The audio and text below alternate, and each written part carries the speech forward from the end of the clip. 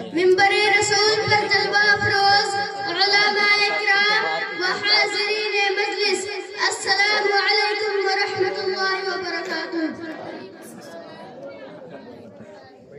الحمد للہ رب العالمین والصلاة والسلام على سید المرسلین، اما بعد فاعوذ باللہ من الشیطان الرجیم، بسم اللہ الرحمن الرحیم۔ قل ان کنتم تحبون اللہ فاتبعونی یحببکم اللہ، صدق اللہ العظیم۔ وبلغنا رسوله النبی الامین الکریم، ونحن على ذلك لمن الشاہدین والذاکرین، والحمد للہ رب العالمین۔ محترم سامعین اکرام، آئیے سب سے پہلے آقائے نامدار، مدنی تاجدار، سرکار کل، فخر رسول، سیاح مقام، مالک انس و جان، سید ابرار اخیار جناب احمد مجتبی محمد مصطفیٰ صلی اللہ تعالی علیہ وسلم کی بارگاہ بے کس پناہ میں نہایت احترام کے ساتھ درود شریف کا نذرانہ نہایت عقیدت و محبت کے ساتھ اپنی غلامی کا ثبوت دیتے ہوئے پیش کرے۔ اللہم صلی علی سیدنا مولانا محمد صلاۃ و سلام علیک یا رسول اللہ صلی اللہ علیہ وسلم۔ محمد کی محبت دین حق کی شرط اول ہے، محمد کی محبت دین حق کی شرط اول ہے، اسی میں ہو اگر خامی تو سب کچھ نامکمل ہے۔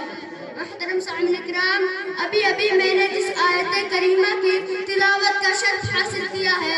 اللہ تبارک و تعالی ارشاد فرماتا ہے، اے میرے محبوب، لوگوں سے کہہ دو تم اگر اللہ کو دوست رکھنا چاہتے ہو تو مجھ سے محبت کرو تو اللہ تم کو دوست رکھے گا۔ برادران اسلام، آپ غور کیجئے، انسانوں کے اذہان و افکار کا جائزہ لیجئے تو پتہ چلے گا کہ انسان جس سے محبت کرتا ہے اس کی ہر بات اچھی معلوم ہوتی ہے، انسان جس کو چاہتا ہے اس کو گفتار و کردار کو پسند کرتا ہے، انسان اپنے محبوب کے ہر قول و فعل کو دل سے اپنانے کی کوشش کرتا ہے۔ اللہ تبارک و تعالی انسانوں سے فرماتا ہے، اگر تم مجھ کو اپنانا چاہتے ہو، مجھ کو دوست بنانا چاہتے ہو تو محمد عربی صلی اللہ علیہ وسلم سے محبت کرو۔ تو معلوم ہوا اگر اللہ کو راضی کرنا ہے تو پہلے رسول کو راضی کرنا ہوگا، اگر رسول کو دوست بنانا چاہتے ہیں تو رسول کے قول و فعل کو اپنانا ہوگا، اگر رسول کو محبوب بنانا چاہتے ہو تو لباس رسول کو اپنانا ہوگا، اگر رسول کو محبوب بنانا چاہتے ہو تو شعار رسول کو اپنانا ہوگا، اگر رسول کو محبوب بنانا چاہتے ہو تو رسول کے وضاحتیں کو اپنانا ہوگا، اگر رسول کو محبوب بنانا چاہتے ہو تو ادائے محبوب کو اپنانا ہوگا۔ سرکار دو عالم صلی اللہ علیہ وسلم ارشاد فرماتے ہیں، لا یؤمن احدکم حتی اکون احب الیہ من والدہ وولدہ والناس اجمعین، یعنی سرکار دو عالم صلی اللہ علیہ وسلم کا فرمان ہے کہ کوئی بھی مومن کامل نہیں ہو سکتا جب تک مجھے اپنی والدین، اپنی اولاد اور تمام لوگوں سے زیادہ محبوب نہ سمجھے۔ برادران اسلام، اگر آپ کامل مومن بننا چاہتے ہیں تو رشتہ داروں سے زیادہ رسول سے محبت کرنا ہوگا، اگر آپ مسلمان بننا چاہتے ہیں تو اپنی والدین سے زیادہ رسول سے محبت کرنا ہوگا، اگر آپ ایمان والا بننا چاہتے ہیں تو دوست و احباب سے زیادہ رسول سے محبت کرنا ہوگا، اگر آپ مومن بننا چاہتے ہیں تو اپنے اولاد سے زیادہ رسول سے محبت کرنا ہوگا۔ حد تو یہ ہے اگر آپ مومن کامل بننا چاہتے ہیں تو اپنی جان سے زیادہ رسول سے محبت کرنا ہوگا۔ آپ مومن کامل اس وقت بن سکتے ہیں جبکہ محبت رسول اپنے اولاد کی محبت پر غالب آ جائے، محبت رسول دھن دولت کی محبت پر غالب آ جائے، محبت رسول چھوٹے بڑے کی محبت پر غالب آ جائے، محبت رسول اپنے جائیداد و مال کی محبت پر غالب آ جائے، اور یہی محبت رسول حقیقت میں محبت خدا ہے۔ ہم نہیں کہتے بلکہ قرآن کہتا ہے، فاتبعونی یحببکم اللہ۔ ایک واقعہ عرض کرتا چلوں. حضور صلی اللہ علیہ وسلم کے زمانے میں ایک یہودی سرکار دو عالم صلی اللہ علیہ وسلم کا دشمن تھا. ہر وقت سرکار دو عالم صلی اللہ علیہ وسلم کی شان میں گستاخی کرتا تھا. اس یہودی کا ایک لڑکا تھا، ماں باپ کی آنکھوں کا تارا تھا. وہ اپنی والدین سے سرکار کی توہین سن کر سرکار دو عالم صلی اللہ علیہ وسلم کو نقصان پہنچانے کے لیے راستے میں کھڑا رہتا.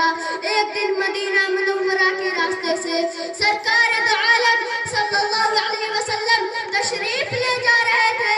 اس یہودی نوجوان نے سرکار دو عالم صلی اللہ علیہ وسلم کے چہرہ اقدس کو دیکھا، آنکھ سے آنکھ مل گئی. حضور مسکرانے لگے. اس یہودی نوجوان کی دل کی دنیا بدل گئی. عداوت کا چراغ بجھ گیا، عشق و محبت کا چراغ روشن ہو گیا. اس یہودی نوجوان کے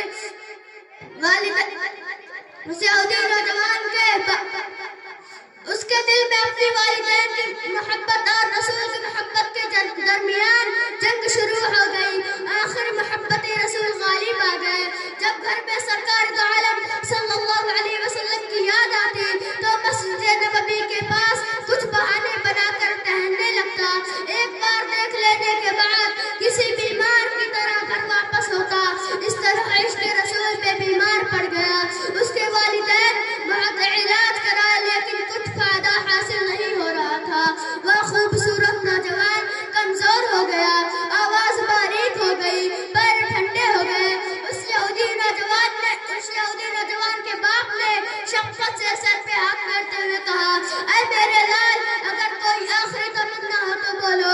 اس یہودی نوجوان نے کہا، ابا جان، آپ میری آخری تمنا ہنسی خوشی پورا کرنے کا وعدہ کریں تو میں اظہار کروں. ابا جان، آپ برا نہ مانے، میں چند دنوں سے محمد عربی صلی اللہ علیہ وسلم کے محبت و عقیدت میں گرفتار ہوں. آپ کے خوف سے یہ راز کسی پر ظاہر نہ کر سکا. اب میری آخری تمنا یہ ہے کہ صرف ایک بار نورانی چہرہ دیکھ لوں اور میری روح نکل جائے. ابا حضور، اگر آپ کا وعدہ سچا ہے تو سرکار دو عالم صلی اللہ علیہ وسلم کے خدمت میں جا کر عرض کیجئے، آپ کا ایک غلام دنیا سے جا رہا ہے. آپ اس کے سرحانہ نجات کا آخری مژدہ سنا دو. بیٹے کی زبان سے یا الفاظ سننے کے بعد اس یہودی کا دل بیٹے کے زبان سے یا الفاظ سننے کے بعد باپ کا چہرہ غصہ سے لال ہو گیا. مگر اکلوتے بیٹے کی آخری خواہش تھی. سب غم و غصہ برداشت کرتے ہوئے کہا، میں تمہاری ہر خواہش پوری کروں گا، اگرچہ یہ میرے لیے خطرے کی بات ہے. یہودی قوم مل کر مجھے ذات سے باہر کر دیں گے، لیکن تمہاری روح کی خوشی کے لیے سب کچھ برداشت کر لوں گا. اس یہودی جب مسجد نبوی کے دروازے پر کھڑا ہو کر آواز لگایا، میں محمد عربی سے ملنا چاہتا ہوں. یہ خبر سننے کے بعد سرکار دو عالم صلی اللہ علیہ وسلم دروازے پر تشریف لائے اور فرمایا، تمہیں کیا کہنا ہے؟ سرکار کی محبت بھری باتیں سن کر اس یہودی کا دل نرم ہو گیا اور غمگین آواز میں کہا، میرا اکلوتا بیٹا اے جوانی میں دنیا سے جا رہا ہے. تمہارے عشق و محبت کی جادو اب اسے آخری نیند سلا رہا ہے. تمہارے عشق کی آگ میرے بیٹے کو جلا رکھی ہے. وہ اپنے موت کی آخری گھڑی میں ہے. اب اس کی آخری تمنا یہ ہے کہ آپ اس کے سرحانے نجات کا آخری مژدہ سنا دو. سرکار مدینہ صلی اللہ علیہ وسلم نے فرمایا، اے میرے جانثار صحابیوں، میرے ساتھ چلو. اس فیروز نوجوان بخت کو دیکھا ہے جس کے خیر مقدم کے لیے آسمانوں میں دھوم مچی ہے. جب یہ نورانی قافلہ یہودی کے گھر پہنچا تو دیکھا عاشق رسول کی آنکھ انتظار کرتی کرتی بند ہو گئی. باپ بلبلا کر کہا، میرے لال، آنکھیں کھولو، دیکھو تمہارے محمد عربی صلی اللہ علیہ وسلم تمہارے سرحانے کھڑے ہیں. آواز کو سن کر جاتے ہوئے روح لوٹ آئی اور بیمار نے آنکھیں کھول دی. نظر کے سامنے نورانی چہرہ دیکھ کر وہ یہودی دھیمی آواز میں اپنی تمنا ظاہر کی، میرے سرکار، میں اپنے دل میں آپ کے عشق و محبت کے مقدس آگ لیے ہوئے اب عالم جاویدانی کی طرف جا رہا ہوں. آپ کے غلاموں میں میرا نام درج کر لیا جائے. لیکن میرے نام و اعمال میں خدا لا شریک کے لیے ایک سجدہ نہیں، اس کے باوجود میری نجات کیسے ہوگی؟ سرکار دو عالم صلی اللہ علیہ وسلم تسلی دیتے ہوئے فرمائے اب کلمہ توحید کا اقرار کر کے اسلام میں داخل ہو جاؤ، تمہاری نجات کا ضامن ہوں۔ وہ یہودی آخری سانس لے کر کہا میرے مالک، قبر کی پہلی منزل سے لے کر جنت میں داخل ہونے تک آپ کی ضمانت پر اسلام قبول کرتا ہوں۔ اشہد ان لا الہ الا اللہ و اشہد ان محمد عبدہ و رسولہ۔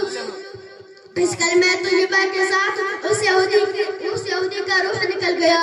انا للہ و انا الیہ راجعون۔ میں اپنے گفتگو کو یہیں پر ختم کرنا چاہتا ہوں۔ آخر دعوانا ان الحمد للہ رب العالمین۔ السلام علیکم ورحمۃ اللہ وبرکاتہ۔ سبحان اللہ، ماشاء اللہ۔